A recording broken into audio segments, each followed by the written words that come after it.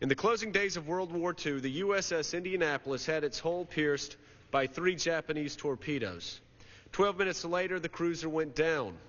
On board were almost 1,200 crew members, and only 300 survived, the others dying of shark attacks and exposure.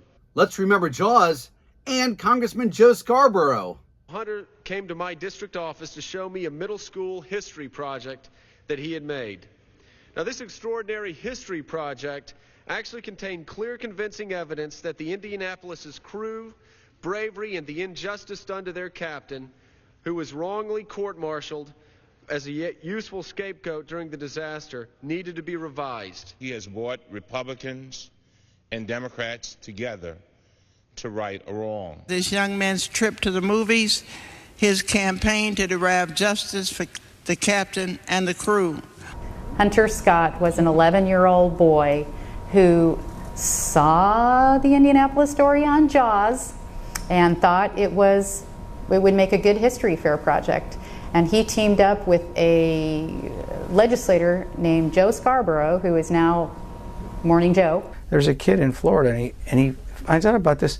He thinks he's just he's a kid in school. And he thinks Captain McVay's been railroaded, and he wants to do something about it. And he does do something about it. And I won't give away the whole story because it's a fun one, but Joe Scarborough has an interesting cameo in it.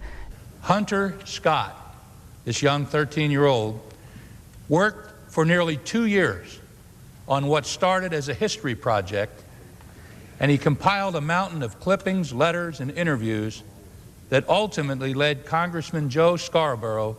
I displayed my project in my congressman's office, Congressman Joe Scarborough from Pensacola, Florida. Listen to the latest episode of C-SPAN's podcast, The Weekly. We remember Jaws, the U.S.S. Indianapolis, Joe Scarborough, and Hunter Scott.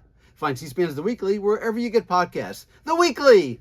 When Hunter first came into our congressional office to show us the project, we knew pretty quickly that something needed to be done in Washington about it, and we knew that Hunter's hard work would be what would help us succeed.